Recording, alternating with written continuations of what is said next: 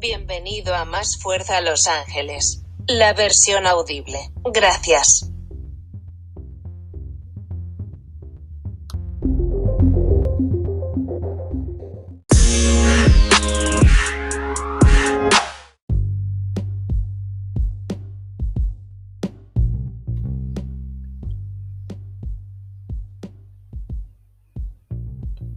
Bienvenidos everyone, and welcome back to another audible version of the Más Fuerza Los Angeles blog website. I'm your host, Ruben Guerrero, and who's outside right now enjoying the weather? It's a Tuesday afternoon here in LA. A little breeze. I think the weather's around mid-70s or so. I was out earlier, walking around, and I really enjoyed feeling the warmth, of the sun. But the downside to all this is, man, my allergies have been acting up pretty bad. I mean, I'm afraid to sneeze and cough or whatnot, or even blow my nose, because the stigma is COVID, COVID, and I think that's something that people with allergies are dealing with right now, is the fact that people look at you funny if you sneeze. Yeah, it's just it's bad. COVID kind of brought out the nervousness in people, which is understandable. But that's a tough one right now, dealing with your allergies and dealing with this nice weather. That's one of the benefits of living in Southern California, is the good weather.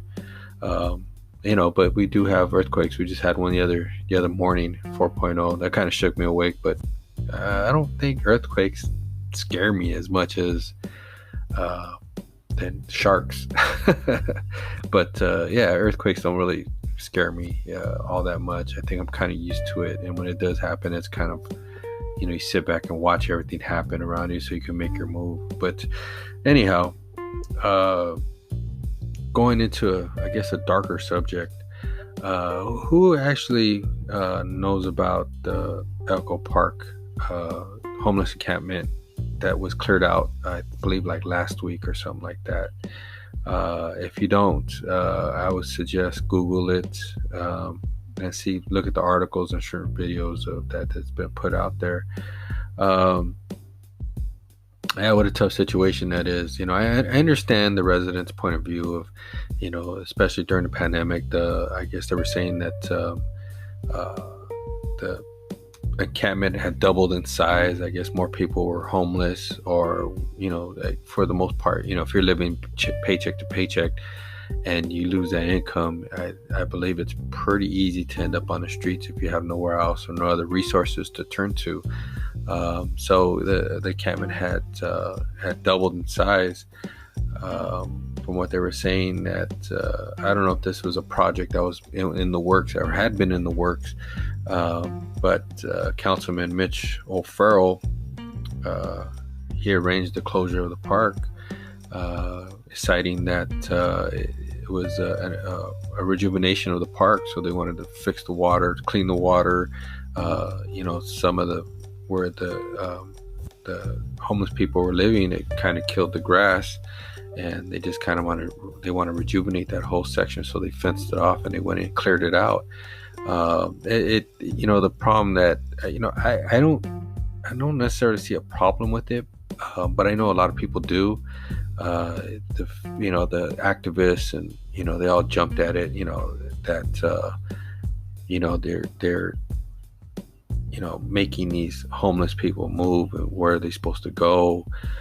So they're fighting for the rights of homelessness or homeless people that are homeless to begin with, and they were upset from displacing them from a park. It's kind of like what? They're already homeless. They could basically go anywhere they want, to be honest with you. So fighting for displaced people that are being displaced again, it just seems very redundant.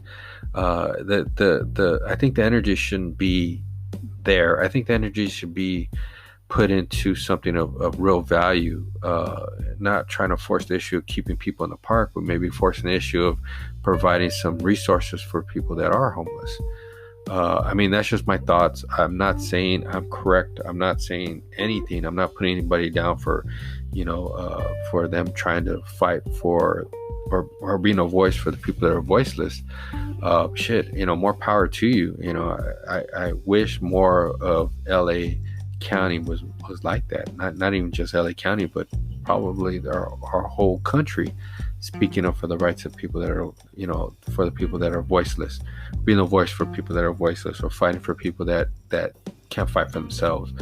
I think our country was kind of built on that to begin with, but we don't do that enough. So I appreciate them, speaking up, but I think the energy should be spent more on providing resources. And that's a whole nother subject in itself, because I think it was 2 months ago or something like that. It was a Sunday, and I put on Channel 4 to watch the news, and they had and I rarely watch TV anymore. I just don't. It's too much fluff, I guess. But anyways, they talked to Mayor Garcetti, and they asked him about the homeless situation, homeless crisis, and he kind of put it bluntly, as in, there's not much I could do about it. Any decisions we make, any direction we try to go, he's met with activists and lawyers and such, where a homeless person could take a spot on the curb and they cannot be moved after that. They have a right to that spot. Which I get, but at the same time, if it's city property or public area, it's not personal, but it's a public space, not personal space. So that becomes a technical issue, where he even put it where, got to a point where we can't even move people that set up shop on a public street, because he's kind of, met with lawyers and activists and whatnot, and he basically summed up as, my hands are tied, what do I do? There's not much I could do. And I kind of fell for the guy for a second, as in thinking, well, if he doesn't have that much power to really pull the trigger on something like that, what are we really talking about then? What is a real problem? What is a real issue? I know homelessness is an issue, but what are we doing as a society? We want to protect the homeless, but what are we doing to provide the proper care? We're really not doing much. Yeah, you're fighting for their spot on the sidewalk. You're fighting for their spot in a park. But is that really living? That's just, again, my point of view. There's a good amount of homeless people that are drug addicts. There's a good amount of homeless people that have mental issues. There's a good amount of people that are on the streets, not by choice, but they were forced into it. Bad decisions, lost a job, maybe lost a marriage, who knows. And also there's a good portion of them that are homeless veterans, which is very strange to me, that a veteran could be homeless and we kind of just ignore that as well. A lot of homelessness, I believe, kind of derives from the fact that people choose ignorance over truth.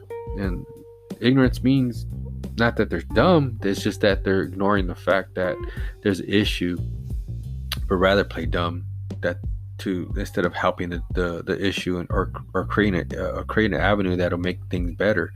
With the whole homeless problem in itself, most I think city council, people that are higher up, that actually could be the voice of change and really change the direction of things that are going, really choose not to until it affects them directly. When it starts popping up in their neighborhoods, and all of a sudden it's a problem. But that's kind of something that's, we've always dealt with. It's not a problem in the hood, but it's a problem when it finally enters Beverly Hills. So that alone is a problem. Again, we can't go through the rest of our lives just ignoring the issues, ignoring the problems, ignoring the fact that, homelessness is not just affecting the homeless, but it's affecting people that are in regular neighborhoods. The Echo Park, from what I was reading, has gotten so bad that, the people that live around the surrounding park were scared and nervous.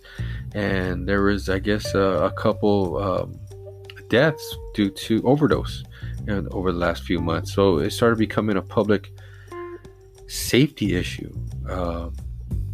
And were they right to pull the trigger and clear the encampment? I don't know. I really don't know, because again, I'm not there. I don't know for sure. I've driven by Echo Park. The little area that is surrounding the park is actually a really cool place. I mean, the houses are pretty cool. It to me is just, the park is an eyesore. You drive by and it's like, it kind of makes you nervous. Like, man, I would hate to walk to that park. I would hate to jog to that park. I would hate to have any kind of female be alone in that park. So obviously there's a little stress behind it. And, again, Councilman Mitch Farrell pulled the trigger on it to clear out the encampment. I guess they're supposed to put up fences to keep people out, to start this what you call it, the resurgence of the park, the fixing of the park. So yeah, I don't know. It's considered a public safety issue, so it's just a matter of time to see if this is what, the rehabilitation of it was actually truth, or was it an excuse to clear out the park. I believe they're trying to make the city better. I believe they're trying to clean up the city. But, on the flip side to that, homelessness is not just an Echo Park problem. It's a United States problem. There's homelessness everywhere. You could drive down to Venice, between Venice and Santa Monica on Main Street, and you're going to see RVs to the left and the right of you. People setting up shop. Homeless people have taken over a parking lot right next to Gold's Gym. Long Beach, I believe Long Beach is moving their homeless people to actual, like, a complex for them to live. That's what I have read, and I've noticed that the amount of homelessness in Long Beach has kind of subsided for some reason. So I think they're moving people to a certain area. But again, that's something I think. I don't know for sure. But LA County, go to Skid Row. Skid Row is such a sad area to drive through. It's not as in looking at it, but just the feel of it. It's just so disparaging, where you drive through and you just feel, man, you feel the hopelessness in the air. So obviously we have to do a lot more. I encourage everybody to really look into this. And I know that we have a shit ton of problems when it comes to our city alone, but this is just one of them. To me, I think tackling one issue at a time is the best way to solve each problem, because you try to spread yourself out thin, nothing's going to be accomplished. So I think homelessness would help, trying to solve, or kind of curbing the homelessness issue would help with crime, would help with drug addiction, finding veterans somewhere to live, which I think should be priority number one. I'm blown away that the fact that somebody could serve our country, fight for our country, and ends up in the street with no real resolve. That's something that should be a no-no. Just shame on us for failing. We failed these vets. I know they all make their personal choices, but the fact that they're out there on the streets, that's something our government shouldn't allow. Whether it's a free one-bedroom apartment or studio somewhere, or a big giant discount on it, I think should be something that should be looked into. Maybe there is. That's another thing. Maybe there is, and it's just the lack of knowledge of certain programs that are out there isn't. I wouldn't even know where to begin to find stuff like that. So those are things that I think that we need to improve on. The homeless encampment in Echo Park is just it's a minute situation in the grand scheme of, situations. The way it was handled, I don't know if it was lawful. I don't know if it was justified, but I think it just came to a head that something had to be done. Um, was it handled correctly? I don't know. Do I understand the situation? Yes. I believe from a resident's point of view, I can understand why this is something that the residents have been looking forward to for a while. MacArthur Park's another park that to me seems very dangerous. Maybe the homeless people end up there, but again, that's not the solution either. That is not the solution. Homelessness, fighting homelessness with homelessness is not a solution. It's just kind of patronizing the situation. Nothing's subsiding. Who's really gaining from this? Who's to say that as soon as they do this rejuvenation on this park that everybody doesn't come back and they're still in the same situation then? What is the real answer? Something that has to be done. At least that's my point of view. Something has to be done. And if we're going to depend on LA County to take care of us, I think we're just going to be holding our breath until we pass out. There's probably certain ways we could do better for our common Angelinos. There has to be. Right now, I don't have any answers. I should have prepared a little bit better for this. I didn't know I was going to do kind of a deep dive on the encampment. It's something right before I got on this microphone and started talking. I came across an article and I was kind of glancing at it before I started recording, and it kind of struck a chord with me that we got to do better. I mean, I think that's going to be my calling card. We got to do better. There's no way in the world that homelessness should be allowed. I know in other countries there is no homelessness. In a lot of countries, you're homeless because you want to be homeless. But I think we have to do a better job of taking care of each other and stop being so selfish. The first thing people scream at is my taxes, and it's like, that's what the taxes are for, infrastructure. If there's no infrastructure, then what are we really doing with the money? I have no qualms about paying taxes to help the common good.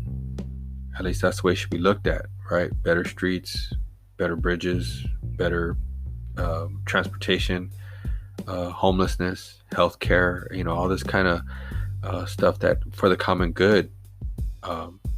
It's just not there for us, and maybe it'll never be there for us. But maybe next podcast I'll do a deep dive on all this stuff and maybe have some answers. Maybe some places that you could donate to help fight homelessness, or even provide shelters for homeless people. I'm sure they're out there. I'm part of the problem as well. Maybe that me kind of seeing all this for myself and all of a sudden, reading about it, and then all of a sudden just thinking to myself, like, we got to do better. Where was I over the past 10, 15, 20 years? So I'm part of the problem as well. I can admit that. I chose ignorance over the solution. What's out of sight, out of mind. If I don't see them, they don't exist. I'm part of it. I can admit that to myself, and I actually feel guilty now about thinking that way. And hopefully from this point forward, I won't think that way anymore. I will think better. I'll think, oh, okay, how can we help? Donate $5 a month, would that help? If 1 million people did it, how much money would these organizations get? But I don't know. I mean, that's a tough one. But again, LA County is a great city. LA in itself is a great city, I think. But maybe I'm being biased because I grew up here. But yeah, I mean, that's the way I look at it. I mean, it's a great city, and right now there's parts of it that are being run down, and I think we could do better, and I think we should, at least for our own sake, or at least for our own kids' sake, and their kids and their kids and their kids after that, but yeah, it's just kind of a touchy, ugly an almost simple situation to fix. But again, being homeless is not appropriate. At least it shouldn't be. And I think that's one of the things I'm having a problem with right now. It shouldn't be appropriate, not for anybody. And there's got to be some solutions. Building $1 million, condos is not the answer. Maybe, I don't know. I'm not going to say that we don't need them. I mean, there's people that fall in that tax bracket that needs them, but I'm not worried about $1 million apartment, so I don't know. I guess it's just whatever is appropriate for who is that's what it is. But to make it, what makes sense to me is just to clean up LA, not necessarily just grabbing a group of people and just moving them somewhere else because you don't want to see them anymore. There's somebody else's problem. We're passing the buck. So I think that's just an issue in itself. But anyways, take a look at that. Google it. If you come up with anything, hey, you could leave the comments if you're on Instagram or YouTube. Leave comments on what you come up with. I'll share it, and hopefully we can make this place a better place together. So I'm all for that. But now, kind of subject at hand. Today we're going to talk about Analise Jimenez. She's a personal trainer. With the whole shutdown and the pandemic that happened, a lot of personal trainers were out of work, including myself. A lot of us went online, but still that's not enough.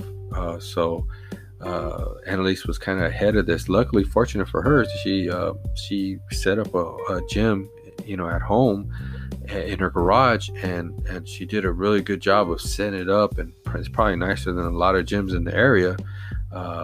So she was able to conduct her business out of there, not because the pandemic was coming. No. She did it because dealing with all in a male-dominated industry and the misogyny and having her voice not being heard and not being respected in her own, career path. It was something that she couldn't take, so she did something for herself to create a better opportunity. And the opportunity was she created a safe space within her home that women could go and be comfortable with themselves as they worked out, and to try to empower women. And she does men too, but a lot of her clientele is women. And we know that when it comes to health and working out and fitness and all that, there's a lot of insecurities that are out there, not just amongst women, but men as well. But so she created a space that women could feel comfortable. Her clients could come in and feel comfortable and be themselves and have fun working out and understand, the progress and progression and what they're doing together. So it became a great place that she has set up. And when the pandemic happened, it was kind of unaffected.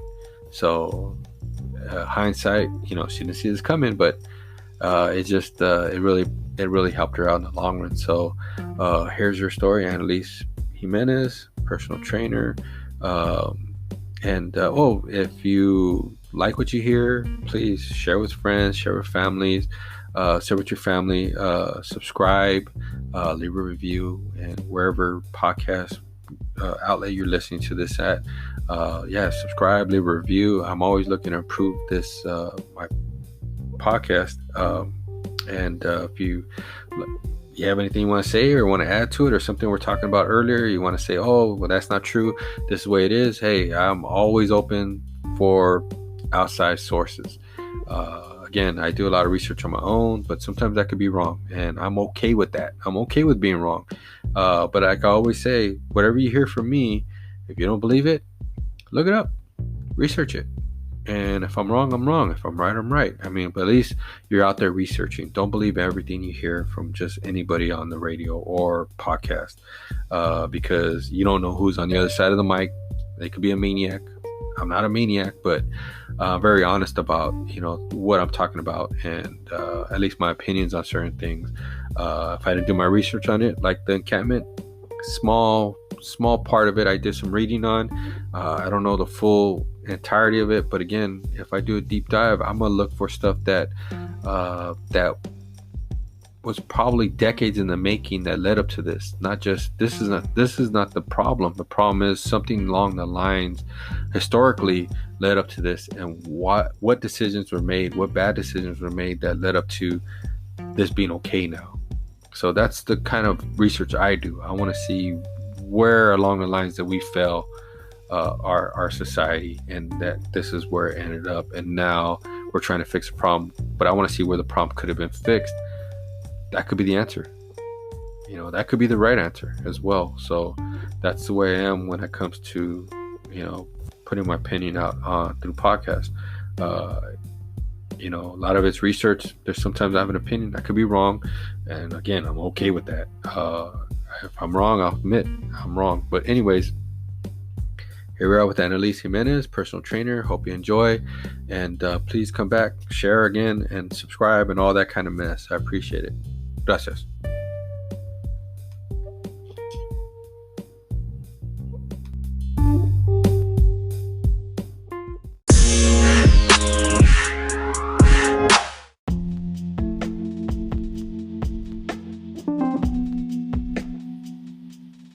Analise Jimenez, personal trainer.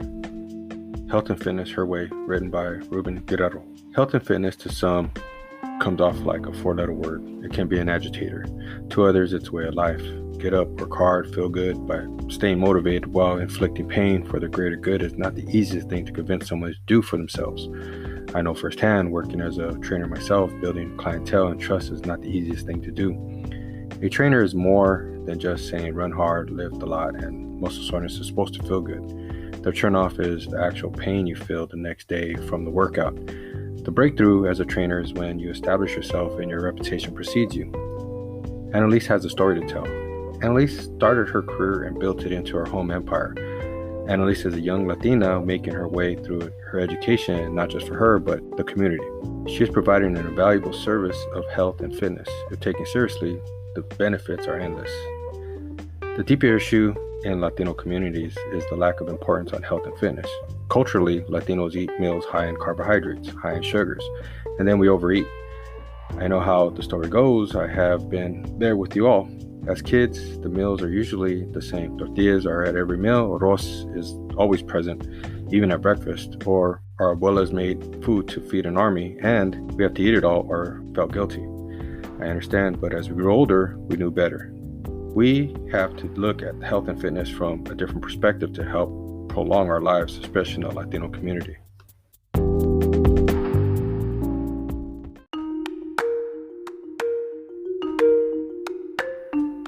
Here are some statistics that should scare us a little or maybe a lot. Latinos are about 50% more likely to die from diabetes or liver disease than our white counterparts. Heart disease and cancer in Latinos are the two leading causes of death, accounting for about 2 of 5 deaths. Latinos are also more likely to have prediabetes. If you are pre-diabetic, you are at higher risk for getting type 2 diabetes and other serious health problems, including heart disease and stroke. According to the CDC, Latino Americans make up a diverse group that includes Cuban, Mexican, Puerto Rican, South and Central American, and other Spanish cultures. Each has its history and traditions, but all are more likely to have type 2 diabetes, 17% than non-Hispanic whites, which are 8%. Over their lifetime, the U.S. adults overall have a 40% chance of developing type 2 diabetes. A Latino American adult, the risk is more than 50% and more likely to develop diabetes at a younger age.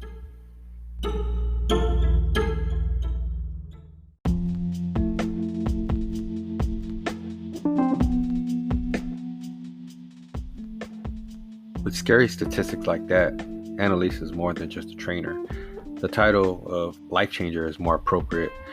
Analise is a total package for a trainer: strength and conditioning, HIIT, weight loss, also being guided through your nutrition. The training is not random, nor is it quickly thrown together or a Googled workout. Analise has years of education in her profession as well as practical applications. Analise earned her CPT-4 Certified Personal Trainer certification, including Certified Fitness Nutrition Coach from the renowned National Academy of Sports Medicine, or NASM for short. Analise went on to expand her athletic education at the California State University of Fullerton, where she earned her Bachelor's of Science degree in kinesiology.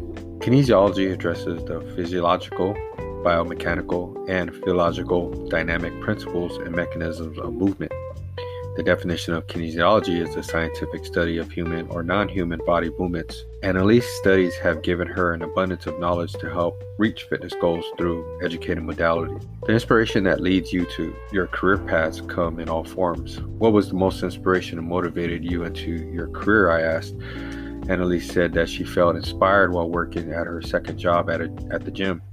Analise was never looking into being a personal trainer. While working on her kinesiology degree, she had got hired as a personal trainer at a well-known corporate gym.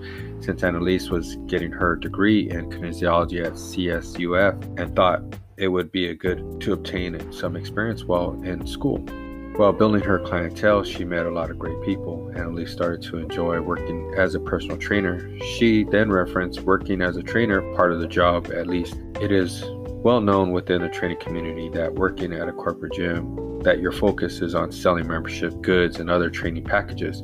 You realize quickly that many people require professional fitness help and could not afford some of the training packages.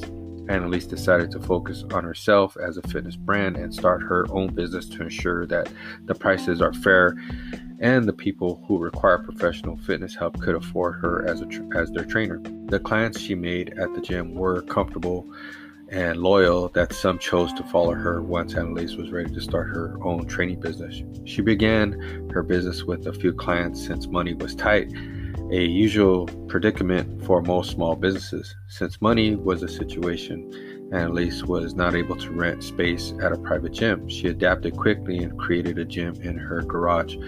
Struggled with providing equipment, Analise worked with what little equipment until the stationary equipment became more affordable to fill her garage gym. Analise contributed it to her family and the effort and help. She said, "It was not easy. I often would worry about whether someone would want to train with me because I worked out of my garage. But with the help of my loving family, with a few of their encouraging words, I was able to create my humble garage gym and work from home." Any gym goer could easily fall in love with her place. A small garage filled with all the amenities of a big box gym with less cost and more focused on specialized training. Being a young Latina in the fitness world, one of so many notable Latinas, what does it mean to be the example of being part of setting a standard? Being a woman in my industry is hard, but being a Latina makes me even more proud to have accomplished what I have. If I ever inspire someone to follow my footsteps, that would be amazing, Analise said. The fitness world is a very competitive atmosphere within its right. Building clientele, maintaining that relationship is not very easy to pull off for a lot of people. Analise feels if she can set the path for other Latinas like herself to pursue a career as well as build their brand, then all the trouble has been worth it. The path has been difficult, steadily filled with landmines of setbacks ready for anyone to step on them. In addition to a tough road, Analise also had to deal with sexism and misogyny in a male-dominated industry. Analise had to deal with her male superiors talking down to her. Analise struggled with being similar in age as her male bosses, yet being treated as if they were miles apart instead of being equals or just being part of the team. The negative attention hindered her independently in growing her clientele. The day-to-day task of her job suffered. The inequality within her gym was not very team-like. I was the only female trainer at the gym. I worked for a short period. I was also the only trainer who had clients taken away from them and given to other male trainers. It was not a pleasant experience. It made me think for a time that I was not capable. Annalise's confidence took a hit. Unwelcome comments on how her body looked compared to the male trainers. The contrast between the sexes when it comes to the physique based on aesthetics. Most people felt comfortable with the male trainer because they looked being more muscular suited their visuals. Analise was able to overcome that through her confidence and her ability. Her clients and family helped keep her motivated. When asked about the past, Annalise's response was confident, quick and precise, and on point. "I know my shit and get my clients to where they want to be."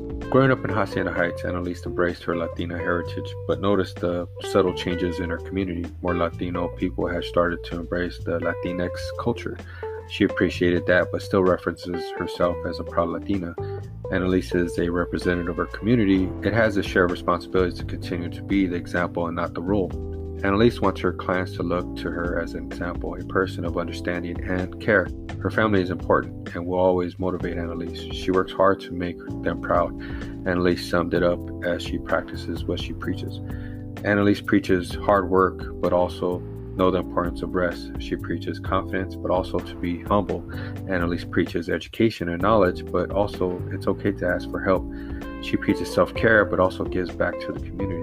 Analise appreciates all the people who have helped her along the way.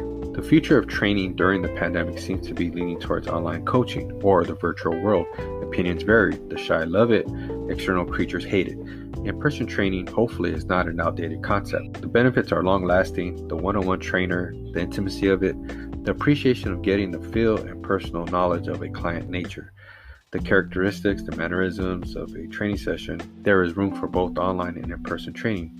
Analise has created something from nothing that fits her needs. Her work helps her community reach their fitness goals. She is helping create better living habits that will affect future generations to appreciate their health. Analyse's work is essential.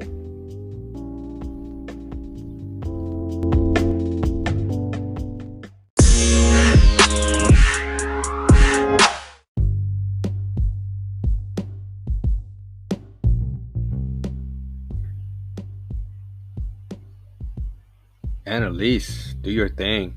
I mean, a proud Latina out there putting in work, trying to help our community move in the right direction when it comes to health. I know veganism is starting to become a common thing. You're starting to see it more in Mexican restaurants and at the cafecitos with the vegan pan dulce. Yeah, I'm all for it. I have a hard time converting to veganism, but I've tried it, and it has its effects, but again, I'm a carnivore, and that's a tough thing to really give up on. But yeah, I have tried it. I know with the vegan diet, it really helps with your gut and inflammation within your gut, so it's not a bad thing. It's just a tough habit to create amongst like just living a healthy lifestyle, and I think just the purpose of what Analise is doing is such a great thing for our community, especially during the pandemic. We suffered, our Latino community suffered, Black Latinos community suffered, and for what? Probably from the way we eat, from our diet, and living a healthy lifestyle and a sedentary lifestyle. So without Analise and other trainers out there, trying to get our community moving, who knows what the damage could have been within people that are working out if they weren't, so that's something we have to really look at and really be careful with, especially when it comes to our elders. Get them moving, get them out there, get them eating right. So that's a good thing. Next week, we're looking at another Audible blogcast. It'll be, labels. And this is something I'm kind of heartfelt. I call myself a Chicano, and I know that could be controversial to some. I don't know why. Whatever you call yourself is what you call yourself. You refer to yourself as Latina, Latino, Hispanic, whatever you want to call yourself, Latinx. It's all good with me. The way I see it is just be proud of who you are and recognize that we're all in the same boat. I don't care what part of the country you come from, South America, North America, what part of the islands you come from. All Latinos, to me, we're all in the same boat, fighting for the same rights and just prosperity that we're lacking. So to me, and I embrace it all, and that's just how I roll. But other than that, I'm looking forward to putting that one out. And don't forget to subscribe to this podcast channel, and also I'm on Instagram and YouTube. You could watch it on YouTube or listen to it on YouTube. It's not too exciting on YouTube. It's just basically what you're listening to, but on the TV. But other than that, subscribe, share with your friends, share with your family, leave a review. There's a rating. Put 5 stars if you like it, and if you don't like it, don't put anything, please. But other than that, I hope you enjoy your week. I hope you learned something today, and hopefully I bring you some sort of comfort in that there's Chicanos out there that care about you and your well-being, and I hope you take that and pass it along to other Latinos in our community. All right. Other than that, it's Ruben Guerrero. I'm out of here. Have a good week. Gracias.